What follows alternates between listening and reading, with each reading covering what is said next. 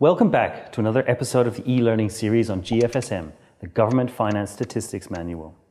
Today, we will be talking about two basic concepts related to fiscal analysis. In GFSM, we refer to stocks and flows.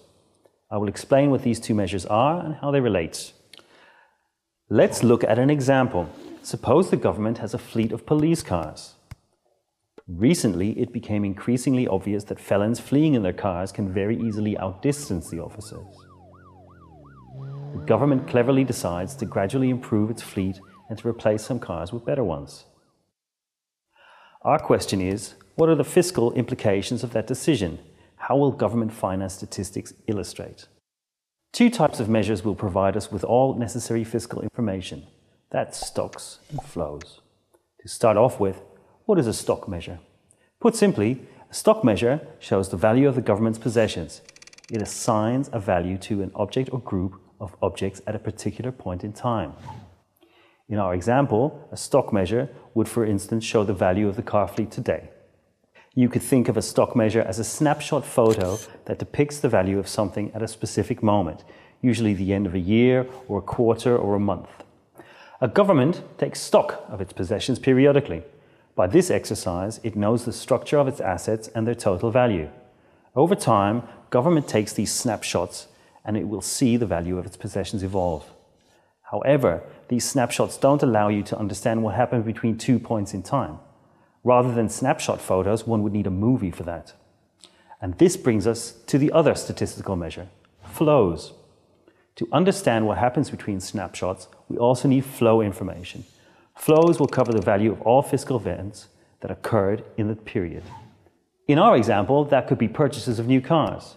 Adding brand new cars to the existing ones will increase the total value of the fleet, hence the stock value will rise. In that same period, the government could also sell some of the older cars. The government is then receiving money and at the same time it will decrease the value of the stock. In addition, the cars will lose some value during the period just because time passes by and the cars are used. This is called consumption of fixed capital in statistics, a concept related but not identical to depreciation in accounting. So even if the number of cars remains unchanged, the value of the fleet can vary.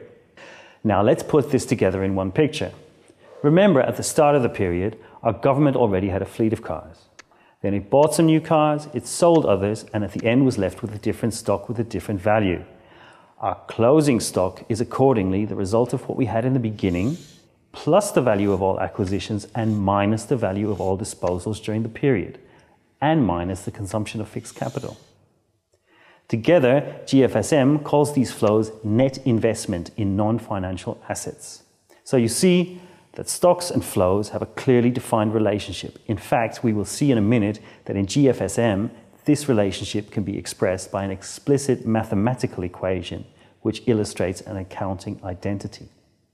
Now, police cars are, of course, just an example for one type of stock, but it is a good example of a group of assets that GFSM calls non-financial assets.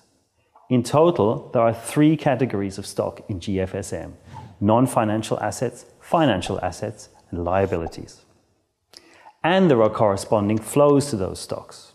Police cars are part of the asset category transport equipment, which is a subcategory of machinery and equipment, which is a subcategory of fixed assets. GFSM provides 4 categories of non-financial assets with a classification tree down to detailed subcategories that can be used for analysis. You can see non-financial assets most often relate to tangible objects, things you can actually touch or use. The valuation of those is sometimes a challenge, especially if those goods are not traded on markets and their values cannot be observed. But this information is vital for sound fiscal analysis and management. More and more governments and analysts around the world recognize the importance of this. Those were the non-financial assets. On the other hand, a second category of assets exists. These are financial by nature and are accordingly called financial assets. An example is currency and deposits. The amount of cash a government owns at a particular time is a quite straightforward stock measure. And this too is affected by flows. As the government collects taxes or sells cars, it will receive cash for this. The stock goes up. As it pays bills, salaries, or buys police cars, the stock will go down. Again, it will be the difference between the inflows and outflows that directly links to the evolution of the stock value. GFSM calls this net acquisition of financial assets. Apart from currency and deposits, the government may also possess other types of financial assets. GFSM provides 8 main categories for financial assets. Cash is the most liquid category, but there are others like debt securities, bonds for example, loans or shares, and equity. Below the main level, you will also find more detailed subcategories that allow for a more specific analysis. You see that assets are objects a government owns or financial instruments it holds, but assets are just one side of stocks, liabilities being the other. Stock measures also exist for what the government owes to others. If, for example, the government has incurred loans, you can determine a stock value for this liability at a particular point in time. Newly incurred loans will add to that stock, as will accruing interest, and repayments will reduce the stock. Together, these flows are called net incurrence of liabilities. And here's some good news. The categories for liabilities correspond with financial assets. That's because in GFSM, as in other macroeconomic statistics, both concepts are directly related, like mirror images of each other. Put simply, the liability of one party is considered the financial asset of the other. Once again, we have a tree of subcategories. Loans and debt securities that typically hold the highest values of government liabilities, and a couple of other categories. Government debt or public debt is obviously a very important stock measure for fiscal analysis, and it is directly related to the liability categories. In fact, all but 2 qualify as debt liabilities because they involve the payment of principal and interest. Now let's bring all of this together. We have the 3 categories of stocks: non-financial assets, financial assets, and liabilities. We have the opening stock values, we have flows affecting those stocks, they are called transactions in assets and liabilities, and we have the values of the stocks at the close of the period. To make this relationship complete, we only need another type of flow, which is called other economic flows.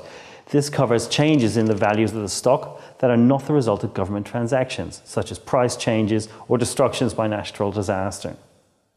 With this, we have a fully integrated system. This means we can relate stocks and flows like a mathematical equation. So the GFSM framework is set up to fully explain all changes that occur within the period and provide a direct link between stocks and flows. And this relationship holds at all levels. You can either just look at non-financial assets as a group, at fixed assets, or even go right down to the level of transport equipment. To close off, let's see how our government fared with the new police cars. It turns out that now the government can catch up, but still it cannot outpace. But wait, the government also wisely invested in advanced driver training, and it seems that this has paid off. So you see, you just have to know the right tricks. This, of course, also applies to GFS.